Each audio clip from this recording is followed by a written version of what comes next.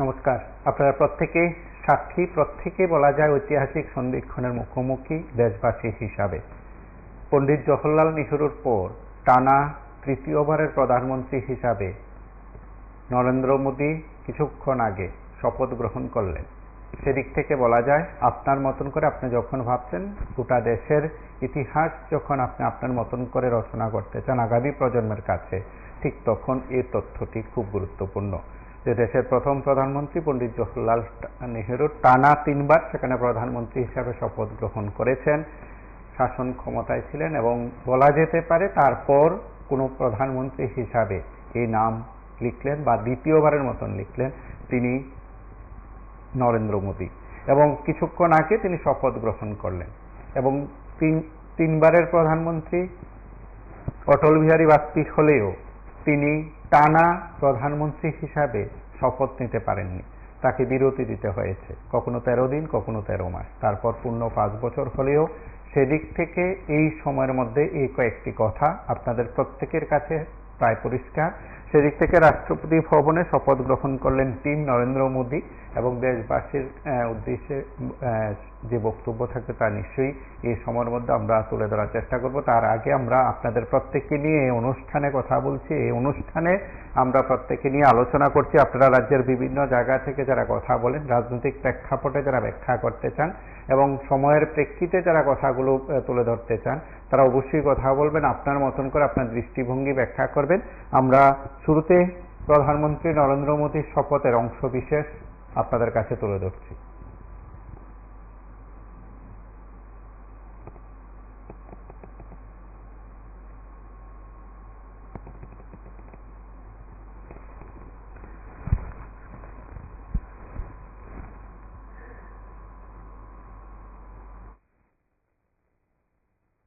का road map Modi ji ने तैयार कर रखा है।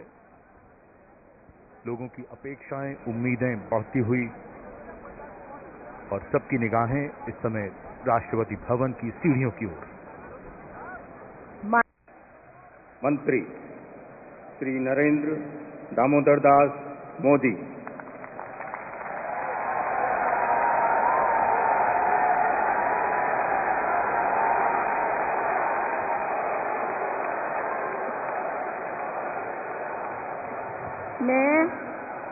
मैं नरेंद्र दामोदर दास मोदी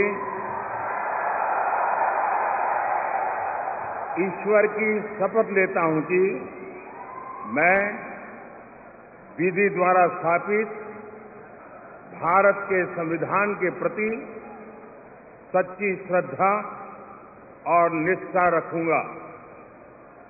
मैं भारत की प्रभुता और अखंडता अक्षुण्ण रखूंगा। मैं संघ के प्रधानमंत्री के रूप में अपने कर्तव्यों का श्रद्धापूर्वक और शुद्ध अंतःकरण से निर्वहन करूंगा तथा मैं भय या पक्षपात, अनुराग या द्वेष के बिना सभी प्रकार के लोगों के प्रति संविधान और विधि के अनुसार न्याय करूंगा। मैं नरेंद्र दामोदर दास मोदी ईश्वर की शपथ लेता हूं कि जो विषय संघ के प्रधानमंत्री के रूप में मेरे विचार के लिए लाया जाएगा अथवा मुझे ज्ञात होगा उसे किसी व्यक्ति या व्यक्तियों को तब के सिवाय जबकि प्रधानमंत्री के रूप में अपने कर्तव्यों के सम्यक निर्वहन के लिए ऐसा करना अपेक्षित हो, मैं प्रत्यक्ष अथवा अप्रत्यक्ष रूप से संसूचित या प्रकट नहीं करूंगा।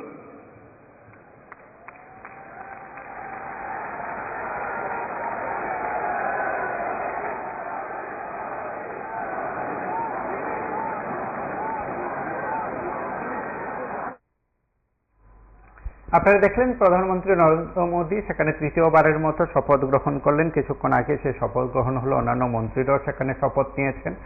উত্তর পূর্বাঞ্চলের ক্ষেত্রে বলা যায় ত্রিপুরা কেন্দ্রীয় মন্ত্রী পাওয়ার ক্ষেত্রে সেখানে বঞ্চিত হলো। ত্রিপুরা থেকে কেউই মন্ত্রিত্ব গ্রহণ করতে পারেনি বা মন্ত্রী হিসাবে শপথ নেননি। নমস্কার, কে বলছেন? নমস্কার, আমি বলছিলাম হ্যাঁ, বলুন। আসলে প্রথম 2014-2019 আর্থিক সেটা পাইনি, দুঃখ হয়। দ্বিতীয় করার জন্য হয়েছে আনন্দ হচ্ছে। এখন কিন্তু ওনাকে এক বছরের সিঁড়ির মতো কাজ করতে হবে। আস্তে আস্তে আস্তে আজকিবার নাট্য নেই, আজকিবার এমবিবিএস। উনি যদি এই ভুলটা না করতেন তাহলে কিন্তু আজকে চারশো আমরা পেতাম। একটি জিনিস আমার মনে হচ্ছে কি, আপনারা মিডিয়া জগতে কি তৃতীয়বারের প্রধানমন্ত্রী সত্যি জওয়াহরলাল নেহরুর সঙ্গে টাকা দিচ্ছে না। এই দেশে কংগ্রেস মিনিমাম 50 বছর স্বাধীন করেছিল। সেই দিনটা আশা করেছিলাম, সেদিনটা পাইনি। তবে শপথটা কিন্তু ওনার চেহারা কিন্তু আজ নয়, এখন কিন্তু ওনাকে শিশুসুলভ কাজ করতে হবে। আগের মাথায় হঠাৎ করে নোটবন্দি এসব করলে কিন্তু হবে না। নমস্কার। অবশ্যই। এবং স্বাধীনতার পর পণ্ডিত জওহরলাল নেহরু পরপর 3 বার সেখানে প্রধানমন্ত্রী হিসাবে শপথ গ্রহণ করেছিলেন। দেশের প্রধানমন্ত্রী হিসাবে টানা রেকর্ড করেছিলেন তিনি। তারপর সেখানে নরেন্দ্র মোদী হলেও আমরা 3 বারের প্রধানমন্ত্রী দেখেছি অটল বিহারী বাজপেয়ীকে। 1996 সালে তিনি প্রথম 13 দিনের জন্য প্রধানমন্ত্রী নির্বাচিত হয়েছিলেন।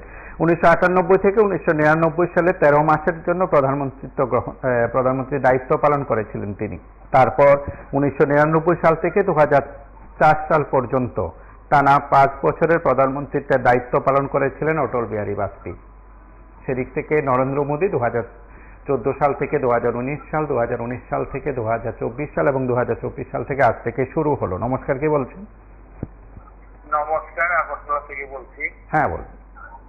দেখুন, 3 বার হয়েছে, এটা আমার মনে হয় ভালোই হয়েছে, কিন্তু কাজ করতে ওনার এইবার মানে চিন্তা ভাবনা করে কাজ করতে হবে। যে যা খুশি তা করে ফেললাম, টাকা নিয়ে দুর্নীতি হয়েছে, টাকা বাজেয়াপ্ত করলাম, 2000 টাকার নোট ছাপালাম, এগুলি তো 2-4 টাকার ব্যাপার না। লক্ষ লক্ষ কোটি কোটি টাকা আর্থিকভাবে ভারতবর্ষ ক্ষতিগ্রস্ত। এইবার আমার মনে হয় ওনাকে ভাবতে হবে, কারণ না হইলে এই কাজ করা সম্ভব হবে না। এরকম নরেন্দ্র মোদীর ক্ষেত্রে এরকমই প্রয়োজন, কারণ যাতে উনি বাধাপ্রাপ্ত হন। কারণ বিজেপি দলের মধ্যে কোনো নেতার ক্ষমতা নেই নরেন্দ্র মোদীকে আটকানোর। উনি যেটা ভালো মনে করেন সেটাই করেন, এতদিন যা করেছেন। কারণ পাগলামির তো একটা সীমা থাকে। 4 বছরের জন্য চাকরি, এগুলি হয়নি, বিশ্বে কোথাও আছে? এটা কি বাসার চাকরি নাকি যে 3 মাসের লাগে রাখলাম, ছাইড়া দিলাম? এই কাজেই সাধু সাবধান, এটাই আমার বক্তব্য। নমস্কার। অবশ্যই। এবং আপনারা যারা নিয়মিত খবরাখবর রাখেন, নিয়মিত বিষয়গুলো দেখতে চান, নিয়মিত নানা বিষয়ে সাক্ষী হতে চান, সেদিক থেকে অবশ্যই বলবেন যে শপথ গ্রহণ আপনি দেখেছেন টিভির পর্দায়।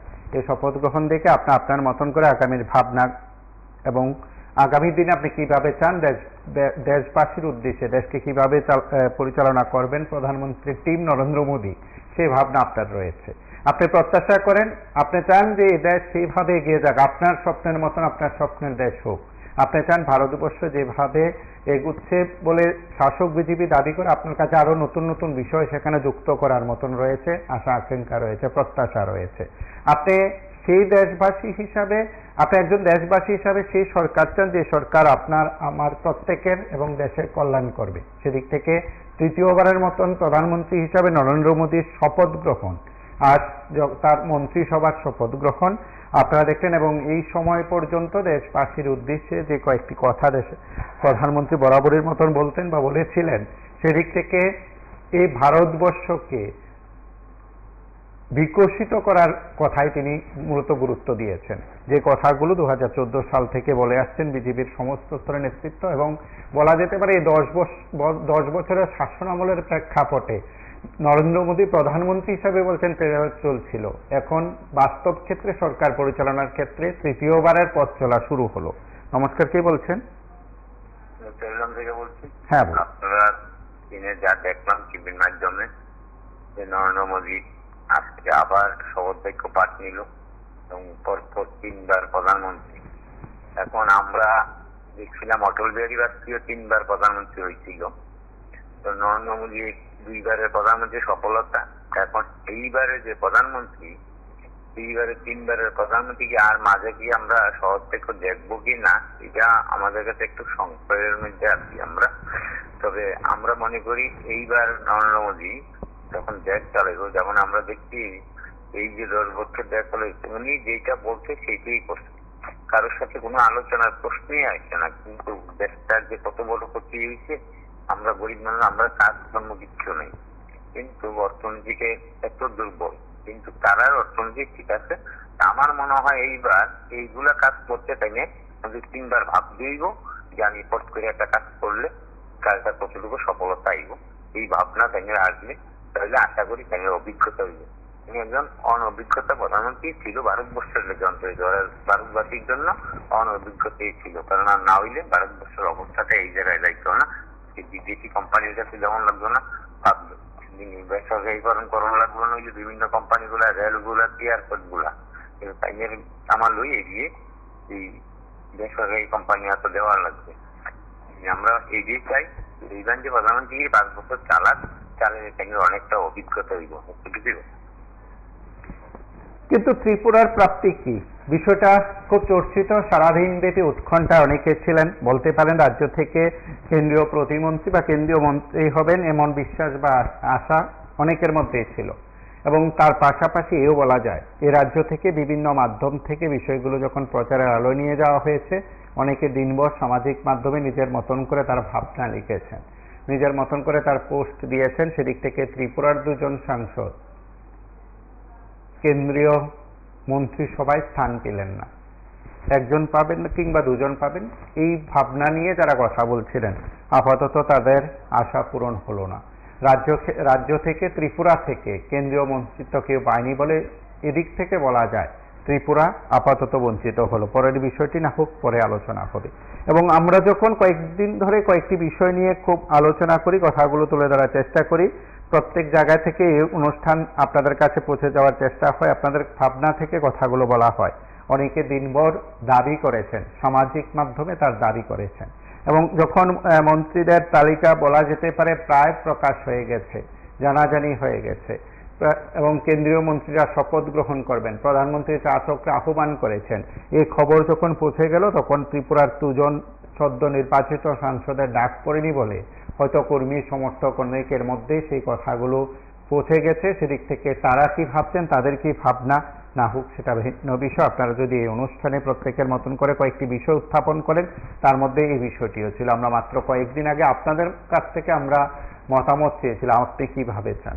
সেদিক থেকে দলগত সিদ্ধান্ত, দলের সিদ্ধান্ত, এনডিএর সিদ্ধান্ত, অবশ্যই পণ্ডিত দীনদয়াল উপাধ্যায় মার্গের সিদ্ধান্ত, আর যে দৃশ্যগুলো দেখছেন সেটা সেইভাবে পরিকল্পনার পর দৃশ্যগুলো দেশবাসীর কাছে তুলে ধরা হলো। সেদিক থেকে আমরাও আপনাদের কাছে বিষয়গুলো উত্থাপন করেছি। আমরা আরো একটু অংশ দেখি, শপথ গ্রহণের আরো একটু অংশ সরাসরি দেখি।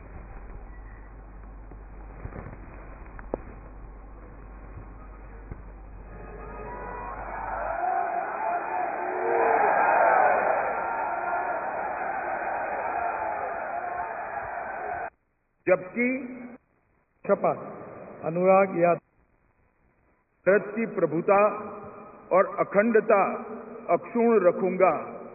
मैं संघ के मंत्री के रूप में अपने कर्तव्यों का श्रद्धापूर्वक और शुद्ध अंतःकरण से निर्वहन करूंगा तथा मैं भय या पक्षपात, अनुराग या द्वेष के बिना सभी प्रकार के लोगों के प्रति संविधान और विधि के अनुसार न्याय करूंगा।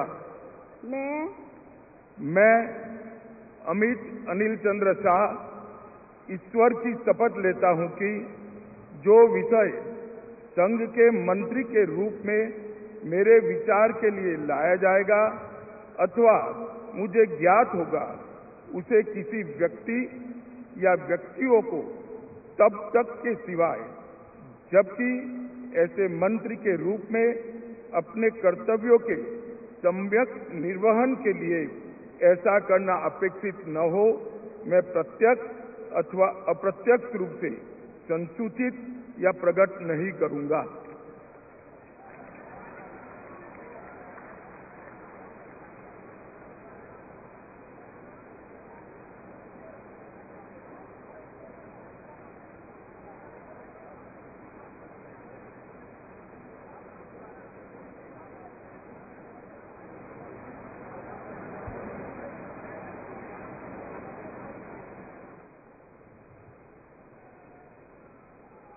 अनुराग या द्वेष के बिना सभी प्रकार के लोगों के प्रति संविधान और विधि के अनुसार न्याय करूंगा। मैं ईश्वर की शपथ लेता हूं कि जो विषय संघ के मंत्री के रूप में मेरे विचार के लिए लाया जाएगा अथवा मुझे ज्ञात होगा उसे किसी व्यक्ति या व्यक्तियों को तब के सिवा जबकि ऐसे मंत्री के रूप में अपने कर्तव्य के सम्यक निर्वहन के लिए ऐसा करना अपेक्षित हो मैं प्रत्यक्ष अथवा अप्रत्यक्ष रूप से संसूचित या प्रकट नहीं करूंगा।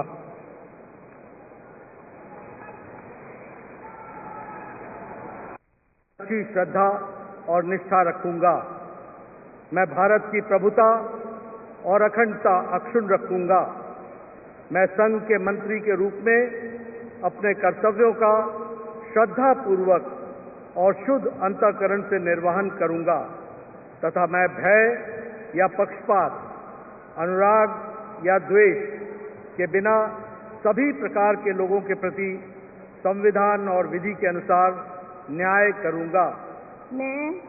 मैं जगत प्रकाश नड्डा ईश्वर की शपथ लेता हूं कि जो विषय संघ के मंत्री के रूप में मेरे विचार के लिए लाया जाएगा अथवा मुझे ज्ञात होगा उसे किसी व्यक्ति या व्यक्तियों को तब के सिवाय जबकि एक ऐसे मंत्री के रूप में अपने कर्तव्यों के सम्यक निर्वहन के लिए ऐसा करना अपेक्षित हो मैं प्रत्यक्ष अथवा अप्रत्यक्ष रूप से संसूचित या प्रकट नहीं करूंगा।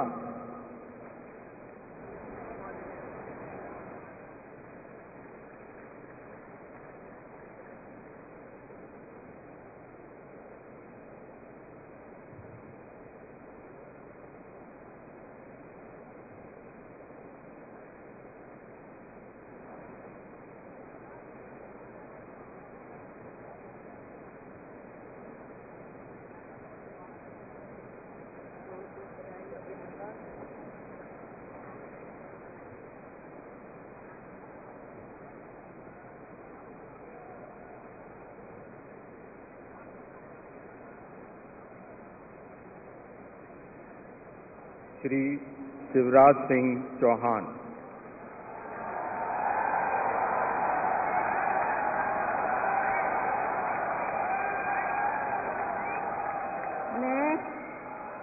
मैं शिवराज सिंह चौहान ईश्वर की शपथ लेता हूं कि मैं विधि द्वारा स्थापित भारत के संविधान के प्रति सच्ची श्रद्धा और निष्ठा रखूंगा।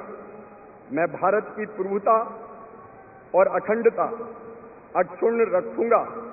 मैं संघ के मंत्री के रूप में अपने कर्तव्यों का श्रद्धापूर्वक और शुद्ध अंतःकरण से निर्वहन करूंगा तथा मैं भय या पक्षपात, अनुराग या द्वेष के बिना सभी प्रकार के लोगों के प्रति संविधान और विधि के अनुसार न्याय करूंगा। मैं शिवराज सिंह चौहान ईश्वर की शपथ लेता हूं कि जो विषय संघ के मंत्री के रूप में मेरे विचार के लिए लाया जाएगा अथवा मुझे ज्ञात होगा उसे किसी व्यक्ति या व्यक्तियों को तब तक के सिवाय जबकि ऐसे मंत्री के रूप में अपने कर्तव्यों के सम्यक निर्वहन के लिए ऐसा करना अपेक्षित हो, मैं प्रत्यक्ष अथवा अप्रत्यक्ष रूप से संसूचित या प्रकट नहीं करूंगा।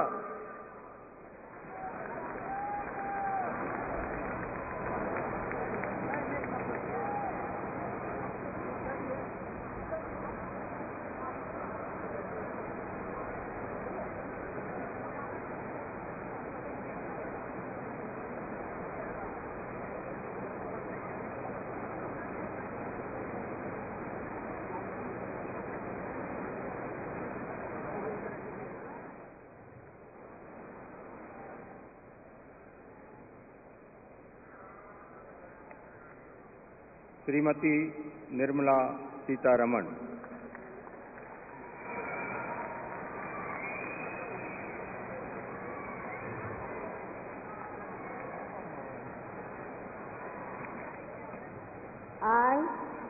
I, Nirmala Sitharaman, do swear in the name of God that I will bear true faith and allegiance to the Constitution of India as by law established, that I will uphold the sovereignty and integrity of India, that I will faithfully and conscientiously discharge my duties as a minister for the Union, and that I will do right to all manner of people in accordance with the Constitution.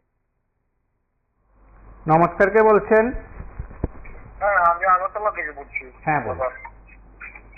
এই দেশ সামনের দিকে এগিয়ে নিয়ে যাবে এটা বিশ্বাস করাটাই তো মানে আমার কাছে একটা আশ্চর্যজনক বিষয় হয়ে দাঁড়াচ্ছে। কারণ কেন বলছি, এই নরেন্দ্র মোদীর নেতৃত্বে অখিলেশ যাদব মুখ্যমন্ত্রী ছিলেন বা আরো দুই রাষ্ট্রপতি ছিলেন। আপনি দেখছেন তো এই দেশের সমাজটা কম না, ওবিসি সমাজ, ভারতবর্ষের মেজরিটি এরা 42% সমাজ, একটি সমাজ কম না, দলিত সমাজ।